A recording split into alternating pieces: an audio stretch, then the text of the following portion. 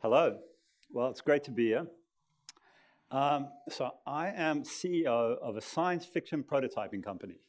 So how do you start a science fiction prototyping company? Well, as with all great things, it happened with a midlife crisis.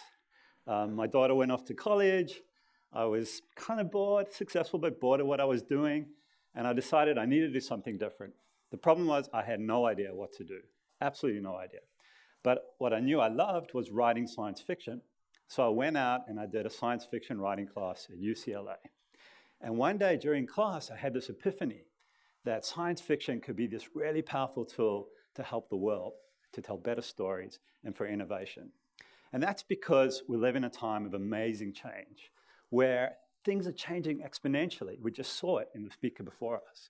And for companies that don't realize this, we say they're on the linear path to doom. And you have companies like Kodak and Blockbuster that go out of business. But you have great companies like Uber and Nest and Square that are leveraging the exponentiality that we live in. But exponentiality is really tricky. How do you deal with exponentiality? And that's something that I became obsessed with as I started working at SciFutures. A lot of what we do today, a lot of this change today is driven by disruptive emerging technologies. It's driven by things like 3D printing. It's driven by things like the Internet of Things and VR and AR. These are really interesting technologies, and they're massively changing the way that our world is changing and responding. So the question is, how do we leverage these emerging technologies in a positive way, in a way to leverage exponentiality, and in a way to make meaningful change in the world? So at SciFutures, the company that I work with, we work with 100 science fiction writers. These are all published sci-fi writers, and they're amazing. And we use them on behalf of our clients. And the clients that we work with typically are big companies. We work with like Hershey's and Visa, but also with government organizations like NATO. And we harness their creativity and their imagination to figure out and tell stories about where the world's going. We also work with lots of executives. We get them to write science fiction stories. So you can imagine sitting down in a room with executives and CEOs and senior people of big companies and getting them to write science fiction stories about the world and where it's going. And it's really cool because you can kind of get inside their heads and understand where they see the future going. And so that's what we've been doing over the past 5 years. And what I'm going to show you over the next few slides is inside the mind of these executives and show you the way that they see the future as expressed in these stories. So we've got a really unique look at the future. There's lots of different trajectories that you can see. In this chart, there's a lot on it, but the reason why is there is a lot going on. You can look at all those different exponential technologies that are happening. Some are working together, some are working independently. And what we're trying to do is figure out, if we put all these emerging technologies together in a story, where do we get? So let's take a look at one of the big trends, which is smart homes. If you've ever been to CES, I can tell you it's amazing. And this is one area that's growing immensely. So smart homes is something that figures very prominently in the stories that executives write. And it's basically this idea that in the very near future, you'll go into your home and your home will recognize you. And it'll go, oh, Ari's in the house. Ari likes the house at this temperature. Ari likes to watch this show on TV. And I also know that Ari has a big day tomorrow, so I probably want to remind Ari to go to sleep at a certain amount of time. So I know this sounds a lot like Big Brother, and it sounds a little weird, but this is already starting to happen with things like Alexa. So I have Alexa in my home, and I talk to it all the time to control my lights. And if you went to CES this year, Alexa was everywhere. You can use Alexa now to talk to your washing machine, and it can tell you when a load's ready or when it isn't. You can use Alexa to do lots and lots of things. And so these exponential technologies are really interesting. But smart homes are coming, so that's really interesting. The next thing that we see is personal assistants. So who's seen the movie Her? Okay, so that's a really interesting sci-fi articulation of when an iOS system or an OS system becomes so familiar with you and so intimate with you that you basically fall in love with it, right? Now, is that going to happen? No, not immediately. But if you think about it, the systems that we work with today, Siri, are already getting to the point where they're starting to know us a bit, they're starting to anticipate where we're going. And Apple has removed the earphone jack from its phone for the very reason that it wants you to talk to Siri more continuously. It wants a more of a direct route. So voice communication is something that we see a lot of. A lot of new UI in the face of talking to machines, talking to your house. And certainly this idea of personal assistants that are incredibly smart, that know us, and actually start to curate our lives for us. Very interesting that we're seeing this. Automation and robotics, that's a big deal as well. Oh, sorry, a little bit off here. Yeah, drones. Drones are a big feature that we see in our stories as well. Autonomous commuting, so cars that drive themselves. You know, in the future, in the minds of executives, we're seeing stories about people sitting in the car and basically reading a book or basically going into a VR experience. These are some interesting things. New immersive realities as well is something that we see a lot of. So what I'm going to show you now is a grocery store. There we go. Grocery store before augmented reality. So imagine in the very near future where you go shopping and the whole grocery store environment changes to adjust to your preferences. So if you look at this slide, you can see that in the future, the store will respond to how you want to shop. So we saw some fair trade presentations earlier today. Imagine if the store could show you every single product that was fair trade. Or imagine if the store could actually gamify your shopping experience. There's a cool video where you can actually see this happen. So augmented reality is something that we see a lot in our stories. Another big trend that we're seeing is around VR. Has anyone been in an HTC Vive yet, in the new Vive? I recommend you do it. I didn't see any hands, but it's so amazing. You get this real sense of presence. And in this particular screenshot, here's a woman in VR, and then she suddenly runs into the corner of the room, knocks over the pop plant, and falls down on the ground. And if you've Googled VR accidents, you can spend all day looking at people basically getting into trouble in VR. And it sounds funny, but it's actually the power of how immersive VR is. So again, we've got all these amazing emerging technologies that are coming into our life. Another one is disintermediation. So I talk a lot about brand as algorithm. So what happens when you're interfacing with Alexa or you're interfacing with Siri, and Siri's now making all the buying decisions for you, or Alexa's making all the buying decisions for you. So when I buy dog food, I used to go to PetSmart, and it used to be a pain. I used to run out of dog food, and then I'd have to go to PetSmart and get all the dog food, put it in the car, and basically feed the dog. Now I just say to my house, Alexa, order dog food, and she'll order me dog food, and that's it. I don't have to worry about it. And Amazon's goal is to make shopping disappear, and they're working on these technologies for it to happen.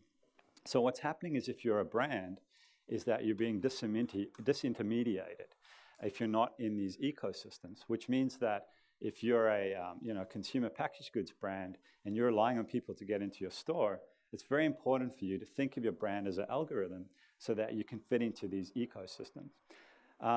So again, these are all the themes that come up when we work with these executives, and these are the stories that we see. Deleting disabilities is another one. You know, technology is amazing. This is a woman who's feeding herself for the very first time, using her mind only. She's basically giving herself a drink. And there's tremendous breakthroughs that are happening to help the disabled with these emerging technologies. So we live in this time of amazing change. We live in this time of incredibly disruptive emerging technologies that are really changing the way that we live. And the question is, how do we deal with that? How do we harness this information and use it in a positive way and use it in a meaningful way? And that's what I'm kind of obsessed about. So Arthur C. Clarke, famous science fiction writer, he famously said that if you want to predict the future, you have to be so bold and so outrageous that people will just laugh at you and they'll mock you. And it's only then will you have any good chance of really understanding the future as it really is. And if you think about it, that's the world that we live in. We've come so far so quickly, and this rate of change is increasing, and the pace of change is increasing. And so we need to start to be deliberate and thoughtful about how we leverage all these amazing emerging technologies in a positive way and in a meaningful way to drive change. And that's where science fiction comes in. And I'll explain a bit more in a bit. But Dan Ariely, famous behavioral economist, he says that humans grossly overestimate in the short term and completely underestimate in the long term. We're not good at exponentiality. So if I say to you, 30 steps on a linear path is 30 steps. It'll take me 30, 40 feet. If I say 30 steps on an exponential path, it'll take me around the world 26 times. So intuitively, that's very hard for us to grasp. But that's what's happening. We're living in this exponential time. So we have to be so bold and so outrageous.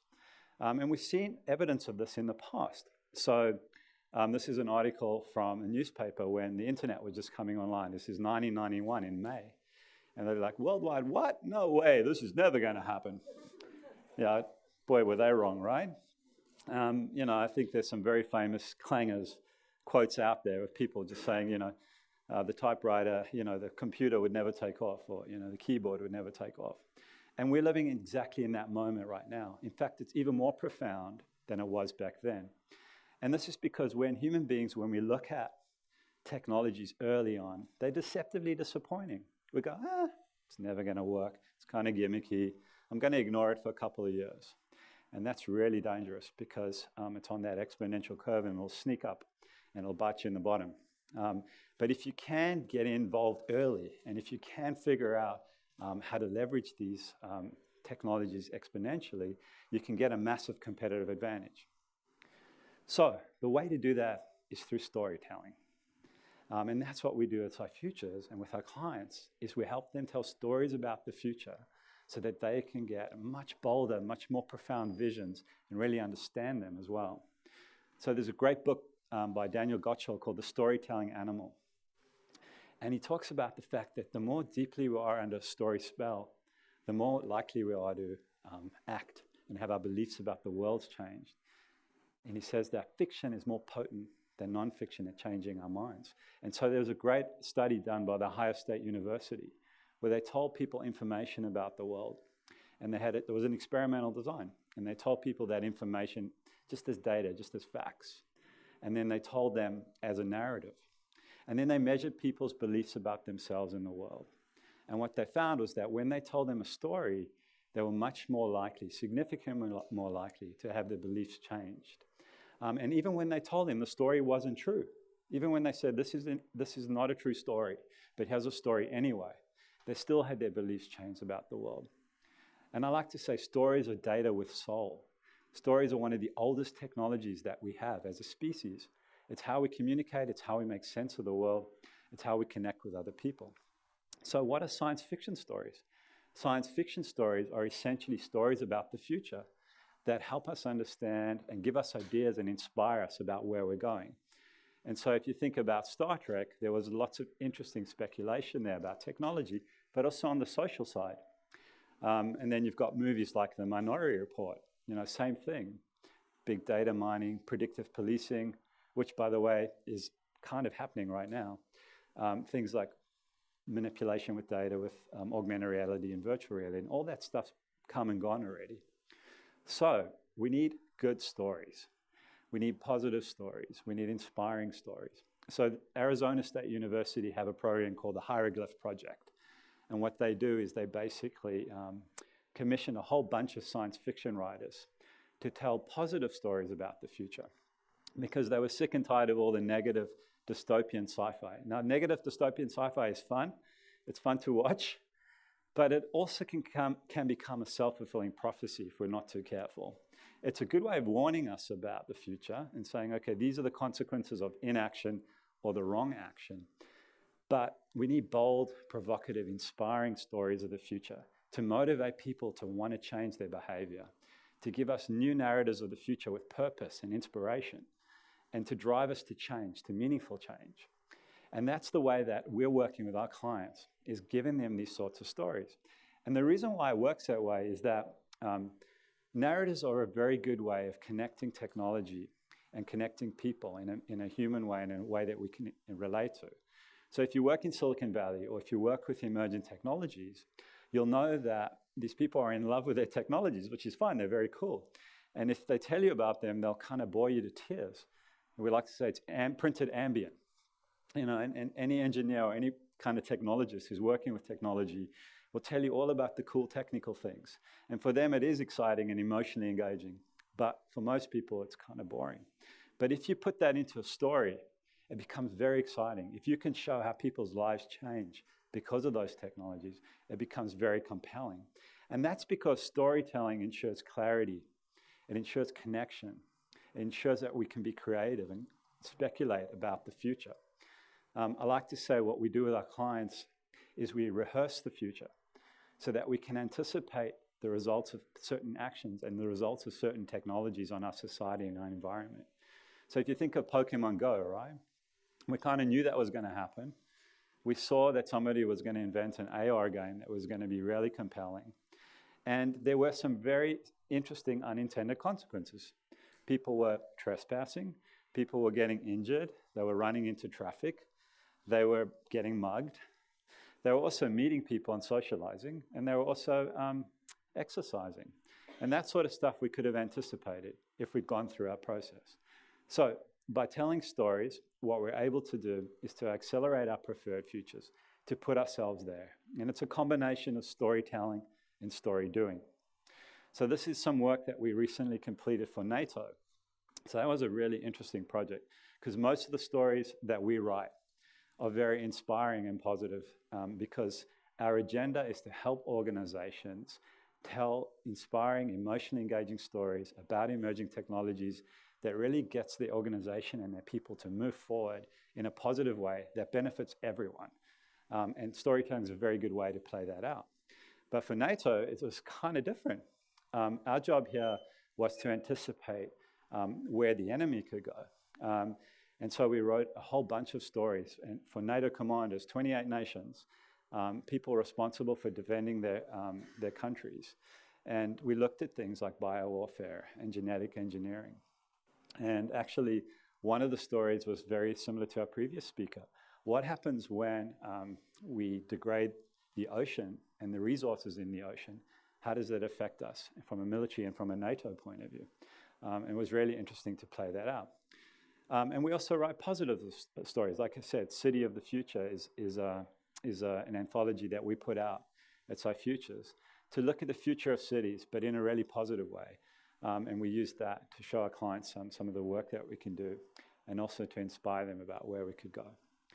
So telling stories is an immensely powerful tool, particularly in this time where things are changing exponentially, and particularly where we're at the point in our civilization where in the next 5 to 10 or even 15 years, we're going to transform more dramatically than we ever thought possible, certainly much more than where we've come from.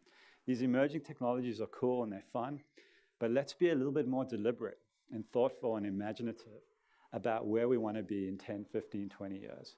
Let's use the narrative process and storytelling to give us the opportunity to rehearse the future in a meaningful and engaging way so that when we get 25, 30, 40 years from now, we can say, okay, we kind of saw this coming and we're ready for it, rather than we get to a place where we're really kind of regretting the inaction or lack of vision that we had.